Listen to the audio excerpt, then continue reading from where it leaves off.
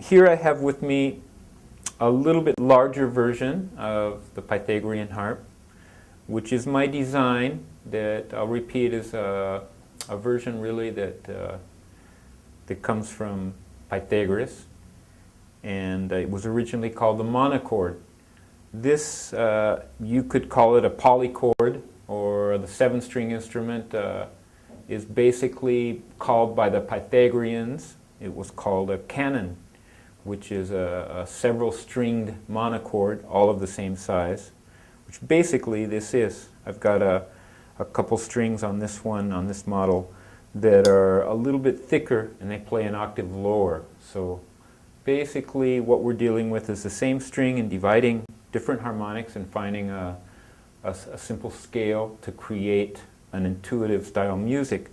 The bridges get moved in different ways, and I've figured it with a harp like this, there's billions of combinations, of harmonic combinations of different songs that we can play. For that reason, I've never actually repeated a song. I enjoy the idea of just like throwing the dice and coming up with a new song every moment.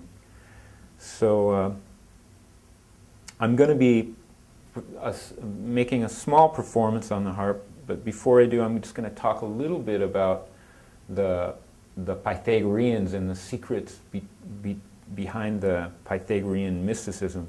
The only thing we really know about the music that went on inside the temples of Pythagoras is that it supposedly produced an effect such that the soul could travel in different dimensions, like different worlds that are like the dream worlds, but we could actually enter the ones that we want and go back and forth.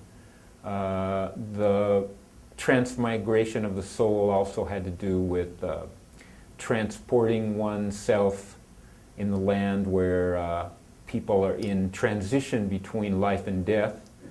So the problem of life and death was cleared up by the Pythagoreans. There are great mysteries in the temple that nobody has told to this day because of the secrecy of silence. In order to live in the temple of Pythagoras, the only thing we really know is that the Pythagoreans, their first 5 years in the temple, they were not allowed to speak at all. And so a 5-year commitment of silence is a pretty powerful yoga type exercise. And when you get to the other side, inside the temple, the secrets were kept, the silence was kept. I think the idea of the 5 years was a preparation to be able to make sound, to really, it's a pretty serious discipline, and because of the great rewards of the temple, which all the Pythagoreans were claiming that they actually could do these magical feats, this is the only thing we really know about Pythagoras. We know also he was reported to be seen in several places at the same time. And that happened very often. So that's recorded in the history. When he spoke in public, he would be speaking in public in several different places at the same time, which is a difficult thing to perform if one doesn't have these mystical tools that supposedly he had. So it's all very interesting.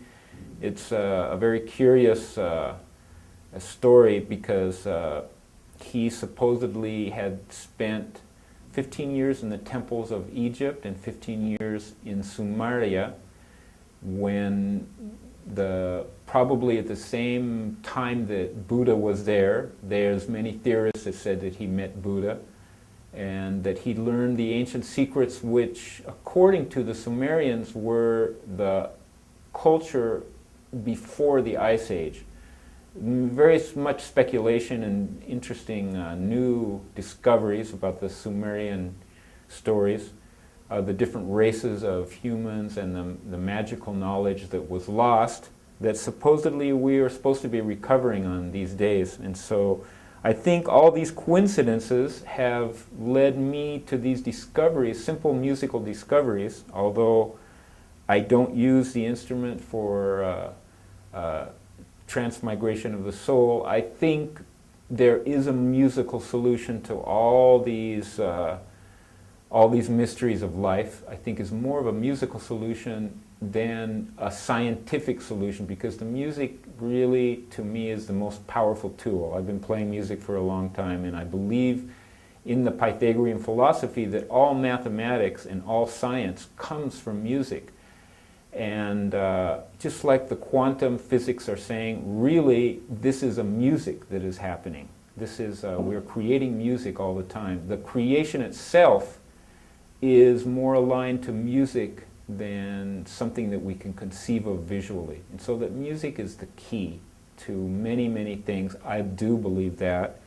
And basically, I've been with this harp for about 20 years, and I've been trying to discover how to play it and how we can use this as a therapeutic tool and use it in an intuitive way.